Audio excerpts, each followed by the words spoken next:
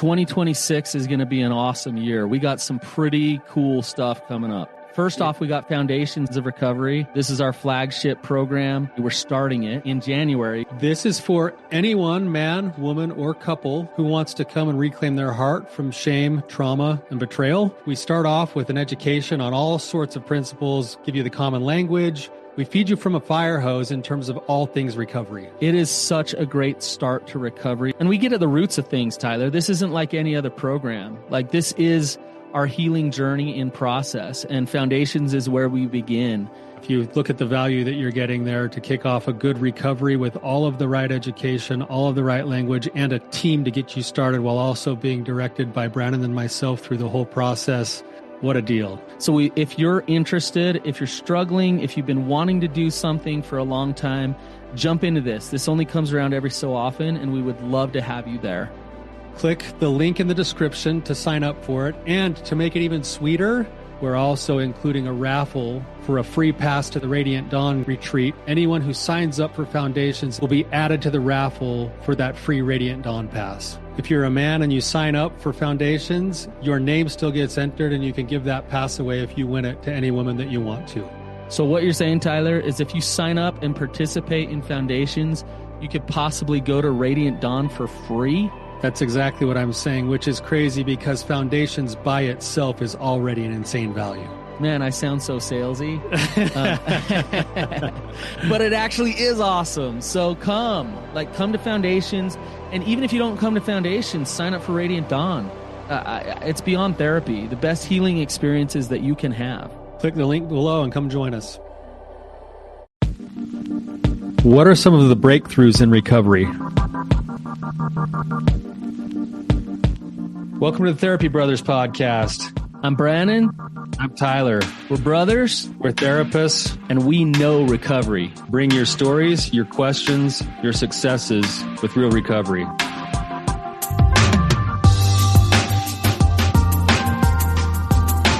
Hey, Tyler, you ready to have some hard conversations?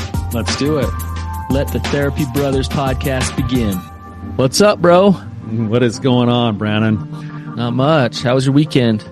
Oh, it was a nice weekend. It finally got some springtime weather. The sunflowers are starting to come up in the mountain just above our house. Like probably next 3 days, it'll just be pure yellow. It's awesome, man. It's a good time of year. Nice. Awesome. Well, I hope it's looking nice up there. I put in for the hunt up there above your house, so keep an eye out for some bucks up there. We'll do some scouting for you. We got a few months before that happens. You're my guide, just like life, just like in life. I mean, you're my hunting guide, but you're my guide in life. So that's dangerous. I wouldn't recommend that. Yeah. Well, we have one of our favorite people here with us today. So we have Bob with us. Bob, welcome back to the show. Great to be here, guys. We just so everybody knows who Bob is. Like, Bob ended up attending our Rising Sun retreat, and he's the most tenured participant we've ever had. And it's a physical thing, and Bob somehow figured out how to do just about everything we could possibly put him through. And then he's been on the show before with the past episode, and now he's back here to talk a little bit about his progress over the last couple of years and continue to talk about rebuilding trust. So, Bob, we're really happy to have you, and it's good to see you. Thanks, guys. Bob is a man full of wisdom, so it'll be good to hear the things that you've learned just in the last couple of years, breakthroughs with recovery. So, Bob, if you could just start back and just tell us what's been going on with you and fill us in since the last time we saw you. Good. Well, hey, the last time was just about a year ago, and that was about a year after the Rising Sun retreat, sort of. Well, not quite a year, but almost. Anyway, the issue that I was raising last time was how, given my age, and I'm now 83, I was 82 last year. Given my age, how long is it going to take to rebuild trust? And I'd heard this is a long process. Some people talk about 10 years, and so that was kind of the thing that was really pushing me. Briefly, the the situation was such that for well over 40 years in our marriage, I'd had an affair. We were married about 10 years, and I had an affair, and that we quotes got over, as it were. But then I fell back into no more. I never had an affair again, but I got into porn, got back into porn. The affair kind of actually relieved me from porn. But anyway, I got back into porn, and that went on for 40 years, and it was an absolute total secret to my wife for 40 years. And I would maybe be at the computer, and she'd say, "Well, what are you doing?" I said, "Oh, I got a lot of work to do," and I'm at the computer, and she's down there waiting for me. Anyway, finally, after all those years, about 3 years ago, I decided, hey, I got to get to the bottom of this thing. What it was is what's going on? Because it was even though Mary Lou didn't know what was going on in terms of her about pornography, she did feel this distance. She did feel that I'm not present to her, and so then when we went through the BAI process 2 years ago, and all of that broke for her, she just really became in touch with betrayal trauma, and that's what was going on, and she didn't know it, and so it just hit her like a ton of bricks, and she just was really suffering from that. So I was like over a year into recovery the last time we talked, and I said, how long is this going to take? I'm doing all the right stuff. I'm clean as a whistle in terms of pornography. I'm working really hard. We even had some couple therapy. I'm doing my therapy. She's doing her therapy. And all of that's going on. And so the big question for me last time was, well, how long is this trust gonna take? And what I realized, and this is kind of where we're now moving into what the recovery has been this past time, is that what I realized was, for me, recovery is, when am I going to get back in bed with her? And it wasn't just sexual, It was, hey, when can I have a hug? When can we kiss? And all of that was pretty much out of bounds, and not allowed. And it was just driving me crazy, And I thought, how long is this what's going to go on here? How long is this going to be? And my actuarial tables were such that, hey, I don't think this is ever going to clear up, And yet I really did get to appreciate what trauma is about, betrayal trauma. And I heard stories from her as we talked and all about how her whole life was kind of shaken by this. And here, one of her big claims was, hey, she and I are the same age. She says, hey, I'm in my 80s, and I had no idea that at this point in my life, I would be dealing with this tremendous uncertainty. And it's not fair. It's just not fair, Mm-hmm. And she would say that, and I'd say, yeah. Anyway, so what I was doing, was doing my work, and I felt like it, I was coming, but it's like, how long is it going to be? And that was the big question I had for y'all last time. And that was such a powerful session. And I probably listened to it almost a dozen times, just because every time it's just richer for me, to be able to catch it. But the final part of it, and I think you were voicing it, Tyler, at the end, was like, hey, Bob, we've gone through a lot of issues, and you're in touch with what's going on, and you're into what's kind of the big trauma for you and all of that. But you said, and I thought, oh, okay, we got it. And you said, but you didn't use the word but anyway, it was like, what's really important, and you threw it out to me like a challenge. What's really important is for you to discover yourself.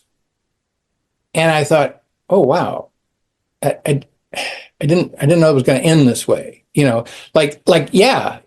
I hear you, but I thought, I just thought we were handling everything. And then a couple weeks ago, y'all had this podcast where just the two of you were talking, and it was about this business of the difference between sobriety and recovery. And at one point, Brannon, in there, you just said recovery is recovery of self, and I went, why didn't I have a V8? You know, why haven't I heard that before? Mm-hmm. And then all of a sudden it went, oh, I did hear it before. That's really what Tyler said at the end of our last session, the session I had with you. So anyway, but it's been. Let me talk then. You know, that was really helpful, and that's kind of really where I want to go. But I want to talk about what the year has been like, because for the first 2 years, it again, the measurement for me was, when am I going to get back in bed? When is that intimacy going to be rekindled? When is she going to, feel more at peace? When, and what's happened, and this has to me been a real shift. For the last year, I haven't felt that way. I haven't felt like getting back in bed is going to be the measure of my recovery. Mm-hmm. It's like, wait a minute. There's a whole another level of relationship that we need to have. And it's not about if I'm in bed with her. It's not about if she's hugging me or kissing me, if she's accepting me. It's not about that. What it's about is, what kind of intimacy are we developing now? What kind of intimacy have we had, let's say, in the past 2.5 years since the discovery? Because it dawns on me, wow, there has been an intimacy. And my measure of what intimacy was wrong. And that's really hard to say, man. The last thing I want to give up is sex. The last thing I want to give up is, this real tight, euphoric feeling with her, and how good that feels. And yet, it's scary to say, but there's been a movement for me in terms of saying that's not the measure. The measure is, are you looking her in the eye? Are you kind of touching her gently and lightly? Are you really listening to what she has to say? And that's been the real struggle, I think, this past year, has been being able to, and I said it on the podcast last time, but it's just making more sense to me now. And somehow I think I'm living into it. And the phrase was, Mary Lou will hear you when you hear her. And I just this past year has been such a struggle to hear her, to say, hey, what is she feeling? And all of a sudden to realize that's where the intimacy is. That's where the intimacy is. The intimacy is in healing and hearing. And remember, come on, it's 40 years of ghosting her, and 40 years of just, in one day, all of that 40-year thing was just broken open, and she went, oh my God, so the healing of that, and I think it's healing, but I don't know for sure, but in any case, the healing of it is, that I'm not anxious with her. Now, another thing that you guys really make a lot out of, and it was real clear on the retreat, the Rising Sun, was this whole, and I think Tyler, it's back to your question, who are you? What's the real you?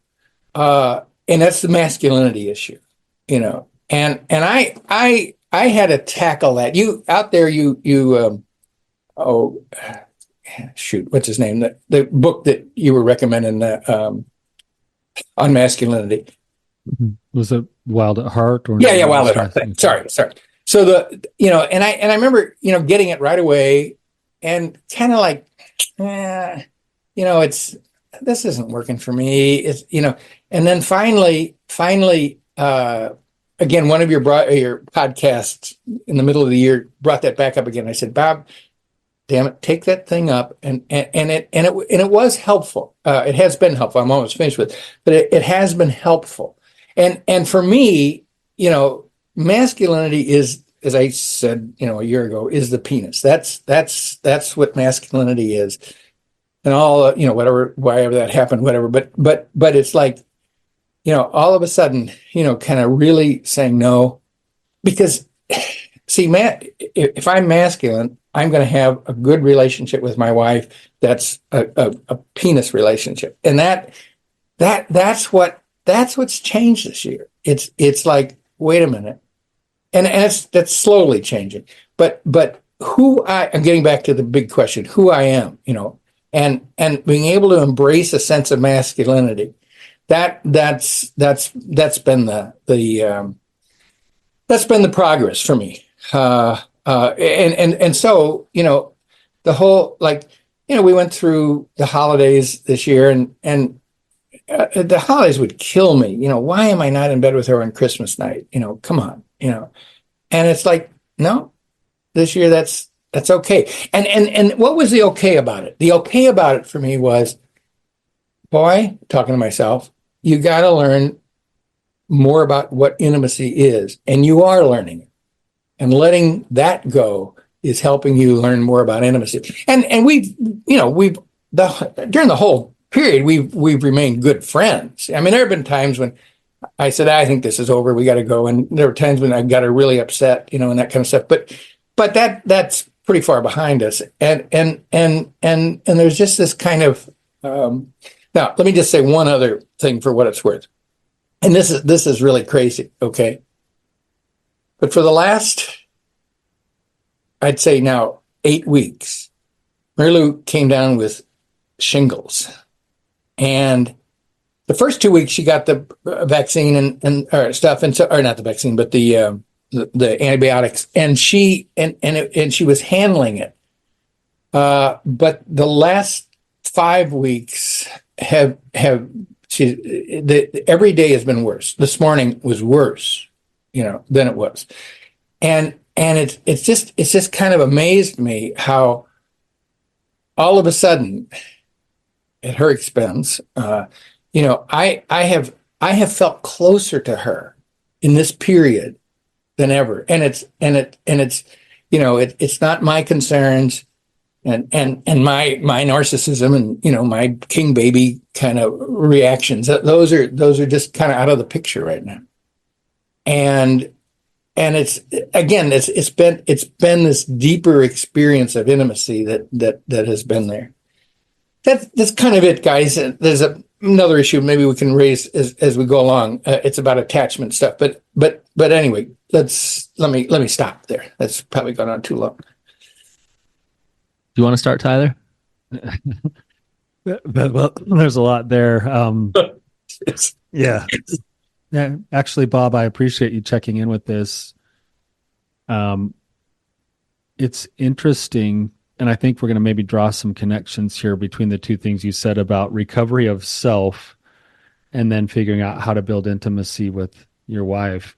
And I think that the more you work to recover yourself, the more you come to understand a different idea of what you thought masculinity was. And the more you step into knowing yourself, you're now bringing back a different version of masculinity than you thought before.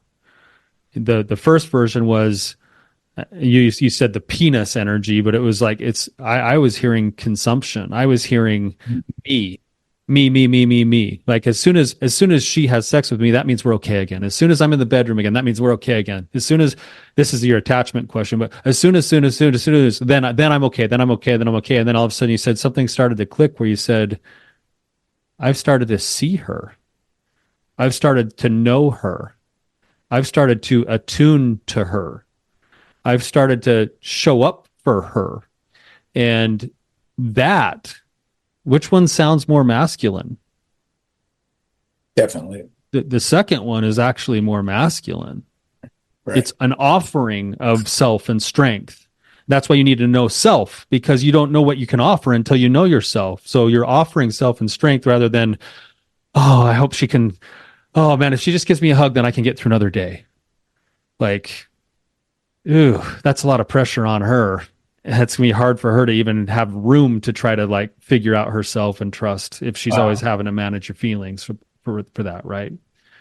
So, Yeah. Just going along with what you're saying, Tyler. This is a great example of what we see all the time is, like my addiction or my behaviors have gotten me in trouble with my main relationship in my life.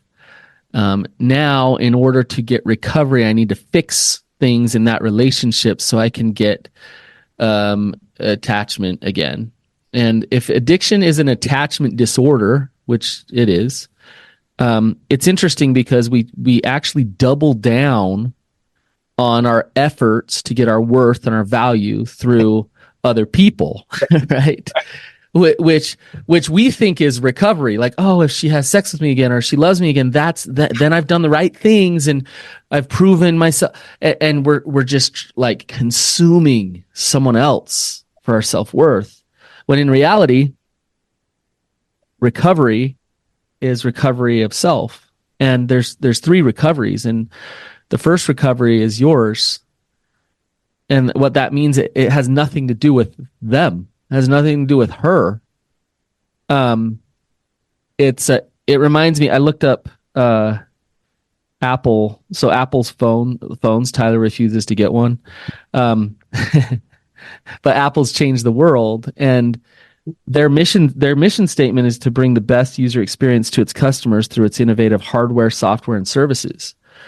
What you don't hear in there, I'm going somewhere with this, hang in here with me.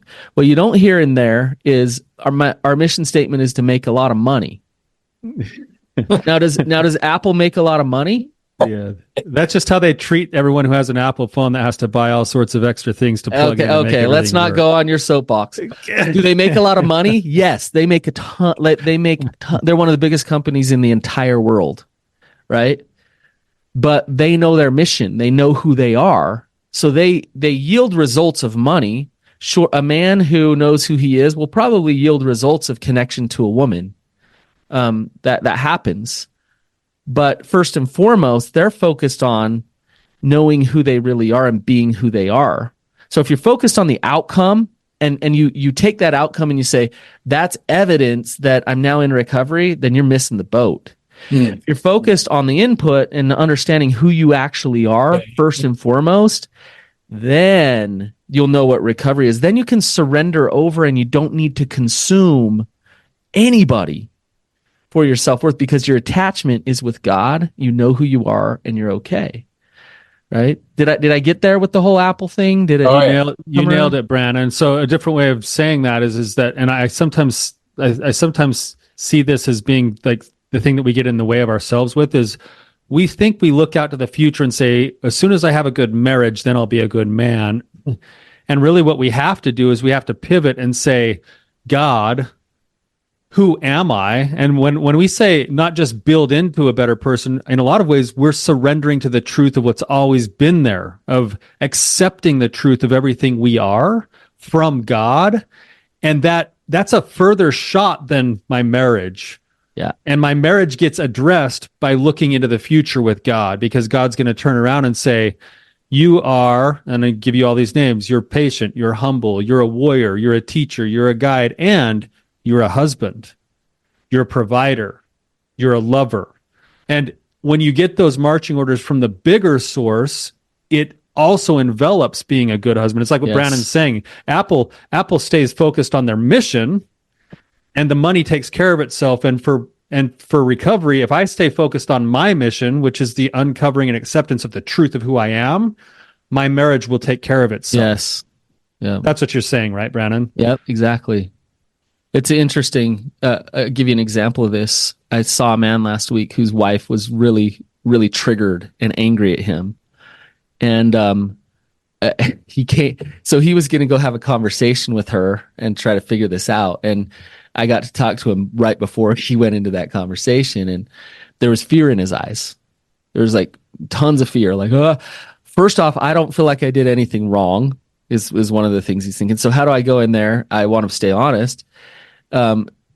Secondly, like, I don't want her to be mad at me. I want her to like me and think that I'm okay, so what do I do? And the reality is he needs to separate himself from her. I'm okay. I know who I am. Her feelings and her pain can be totally valid and heard when I'm strong enough within myself to know who I am. And so this is the kind of conundrum to all of this. If I know who I am and I don't care about what she thinks about me for my self-worth, then I can go listen to her. I can care about her. I can care about her because I've understood my mission and my recovery first and foremost. And that's how it works. And Bob, it sounds like you're starting to understand that. You're starting to see what that actually means, right? Yeah, I just want to underline something. You started this piece at the spiritual level, the spiritual connection. And again, I'm pretty sure it was you, Brannon, during that previous broadcast of a couple of weeks ago. You did 2 or 3 times. I think you said when you're talking about self-identification, you kept using the phrase "I am." Mm-hmm. I am. Now that's as you know, that's a very biblical phrase. Mm-hmm. Moses is at the burning bush, and he's being told. He says, "Well, who should I say sent me?" Again, mission. I think that's and the answer is, "I am sent." Mm-hmm. And that identification of myself as this image of God, the I am. That's just. Bob, give me some of your I ams. What are some of your I ams? I am generous. Mm-hmm. I am concerned. I am loving. I'm really interested in people. I am a guy that can do a decent job teaching and now for my wife gardening. We won't go there, but no, seriously, that yeah. So, and I am in our parish. I'm a good participant in a lot of our different communities and that kind of thing. Okay, those are what are hitting me. What about these ones? Tell me how you feel. I am loved. I am seen. I'm important. I'm uniquely important to God's plan. Those are all very challenging. All three of them. Those are challenging. Why? Well, I think I get so nervous about the I am loved one because I think what you said before was really helpful about being consuming. And somehow, I get scared. For me, wanting to be loved, I feel like I'm consuming. I didn't say I am wanting to be loved. I said I am loved. Yeah, I know. Did you see where you went with that, Bob? Yeah. See where you went there? To just accept that, to just bask in it. To just look at your face. I wish people were watching right now because as soon as Brannon even started, Bob, did you feel your body right away? Hunch your shoulders and brace like you were bracing for impact, like someone's going to hit you. Yeah. But Brannon's bringing something up here, Bob, that I think is actually a very misunderstood part of what humility is. And from a Christian perspective, Christ is the ultimate in terms of humility, right? Right. But if you look at the things that Christ accepted and said about himself, our world wouldn't call it humble. I am that I am. I am the bread of life. I'm the true vine. I am the I'm light. the light, the life of the world. Sounds pretty pompous to me. That sounds it's very challenging, is right? that humble or the humility? And this is what Brannon's getting at, Bob. The humility is the acceptance of the truth. Yeah. And that means all of the truth. That means, yes, I have my weaknesses, and yes, I sometimes consume, and yes, I do this, and I am still loved. I'm a living, breathing miracle. I'm a force for good in this world. I'm all of those things that you can uncover for yourself that make you unique to God's plan. And you have to accept all of that if you want actual humility. And What was that deep breath, Bob?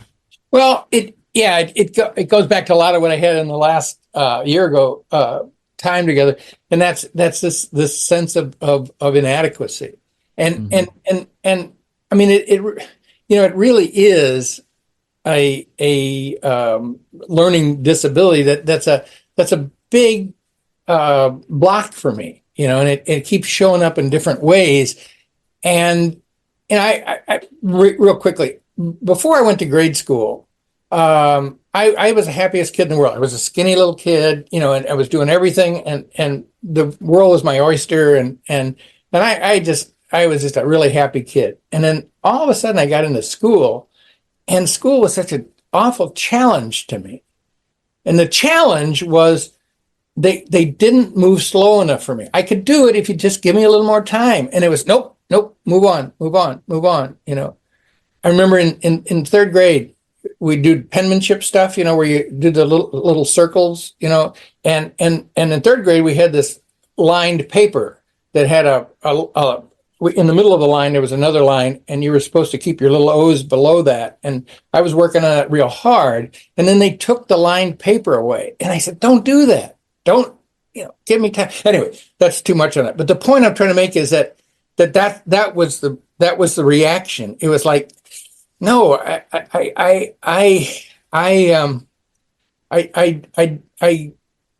do have a disability, and and that disability just, I don't remember a lot of stuff. I could never spell, and I don't remember. And one of the things that Mary Lou just has a fit in is, we'll say, all right, here's what we got to do today. And then, 2 hours later, I said, what's on for 2:00? She says, I told you. Oh, I know. And anyway, that's where that was coming from. It's like, it's just hard to feel that because there is a disability. It's hard to accept what? It's hard to accept the truth because you have a disability? No, it's hard to accept that, the phrase, you are good, you are, that the one I winced about. Bob, what'd you do for your career? I know the answer to this, but all right, I want you to say it. Look at the books behind me. I mean, I did a PhD in religious education at Notre Dame, of all places. So there you go. Yeah. So, I mean, there's a discrepancy between what you're saying and what you did in your life and who you really are. But what I'm noticing is a little bit of I want to hang on to some control about about what I am and who I am. Like when I say to you, I am loved, and you say, well, what you responded with, well, I shouldn't need love. And then Tyler's saying, no, humility is just accepting the truth of who you are. You are loved, Bob. Whether you like it or not, whether you need it or not, whether you whatever, you are loved. Okay. You are brilliant. So let me, right? if you don't mind, let me go ahead. Yes, please. Because this is where the thing I said I wanted to insert. What I have been always very much aware of, but particularly, I don't know, in the last couple of months, I've been aware of what is extremely hard for me. Okay, and I experienced it at Rising Sun.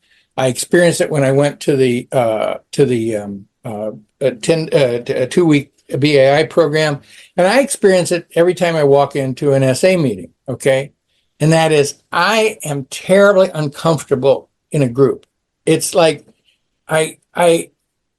because what happens is, and I'll just take the SA as a good example. So they're sitting around, 20 guys in a room, and guys start to talk, and I really feel attracted to what a guy is saying, Okay.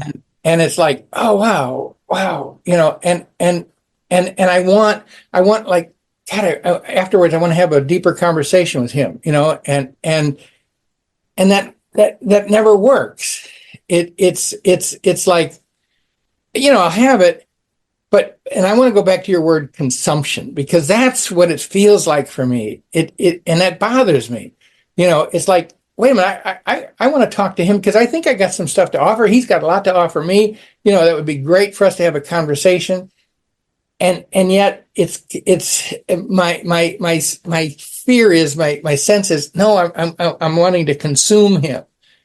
And time after time, when I will get a guy's number from SA, and I'll send him something. Hey, I heard this. I send him, a lot of times I'll send him your podcast, but I'll say, hey, this is really what I heard you guys, you talking about, and this is how it affects me. And I get no response. And I go, Bob, what is going on? And why does that bother you so much? Why does that bother you that guy didn't respond to you? And it's and for me it is, that whole business of what the psychological term we used before, attachment. There's something. Now, one-on-one, I'm terrific. So let's go back to the thing at the Rising Sun. I walk in there and I'm kind of overwhelmed. But I meet. Well, no, actually, I came out with a guy. We rented a car together, and so I really, that was really good. I got to know him and talk to him, and in a one-on-one thing, it's really great. But in the group, there's this, and the feeling is they know I'm a fraud. They're not interested in me. That's kind of what's going on. And so once I get, like out there, I didn't have a lot of them. I expected more, but I thought we'd have, a couple more one-on-ones. But group thing was just very difficult. I'm probably not explaining this real well, but anyway, that's the experience. So where that ties in, it seemed to me, to what you're saying, is that it's this idea of that I am loved. That's my experience, and that counters, I am loved, because I am loved means I want to be the center of attention. I want, I want, and that's consuming, and that scares me. What does it actually mean? What does I am loved actually mean? What does it actually mean? Because what I'm hearing, Bob, is all your story. This is all your story of, well, I try to connect, I over connect with people, and then I send them stuff and I don't get responses, and I don't, but wanting to connect, that's just consuming. So that's all the story. What does I am loved actually mean?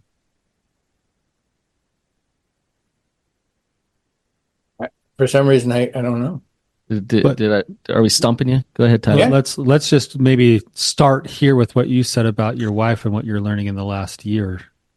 Because she hasn't come back to loving you the way that you expected her to, you've actually learned something new about love.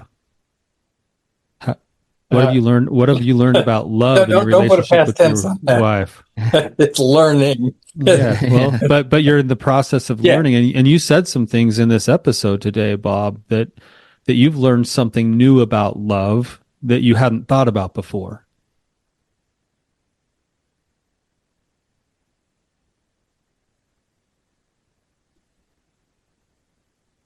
You've gone to a new depth of intimacy and love with your wife, not because you've consumed her, not because you hug her and go to bed with her and sleep with her.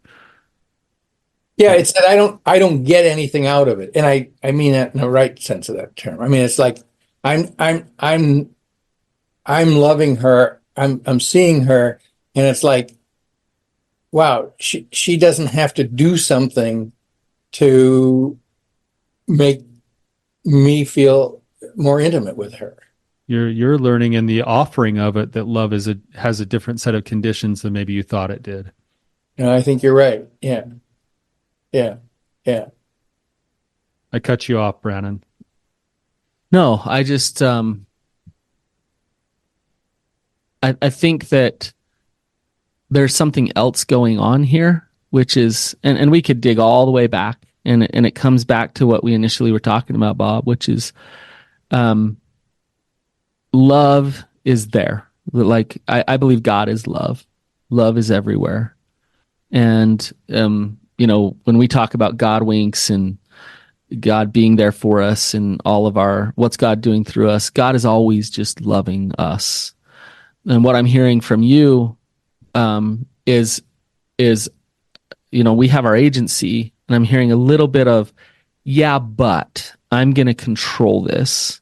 I'm going to decide what that actually means so that I don't fully just drink that in. I don't fully just enjoy being loved by God. I'm going to put some contingencies upon it. I'm going to put some story to it. So, because I got to be careful to fully accept. And Bob, you could be completely annoying to everybody, and everybody could reject you. Ugh, Bob, yuck, ugh, get away. Brandon, think about this, what Bob just said. We just got done establishing earlier in our episode that addiction is an attachment disorder. And now Bob's wondering if he's loved because the guys at group who have addictions don't return his texts. And that's where he defines his love. Okay. Yeah. Wow. That's pretty good. Yeah. Yeah. If they text you back or not, you're loved. You're seen, you're known, you're important. All those things are true without your story, regardless. And when we talk about recovery being recovery of self, there's a couple things like that seems pretty out there. Like, what does that actually mean? Here's my experience. One, no matter what sins, no matter the things I do, that I am loved beyond comprehension by God. That's one thing. So then I can separate my need for worth from other people, and I can have a crazy mullet and not care what people think because I like a mullet. Like, that's great. My wife can give me a bad look, and I can go dig into her feelings and listen to her because I'm boundaried there. I know who I am. That all happens. So there's a second piece to knowing who I am. It's not just God loves me unconditionally, and I know that. The next piece is why am I the way that I am? What did God make me for? I am important. I have a purpose. And so if I have a purpose, the fear and the shame has come to me and tried to shut that down and tell me you're not good enough, you're not this, you're not that, so you can't step into that purpose. But when you do know that God loves you, you know that you're important, you start to see your talents and abilities and important little things that God put inside of you that you can then give back to the world and spread things, spread love. So that's a person in recovery. A person in recovery can be boundaried and empathize and also step into their purpose. So that's a person who knows who they are. Yeah, I that's fantastic, and it is insightful.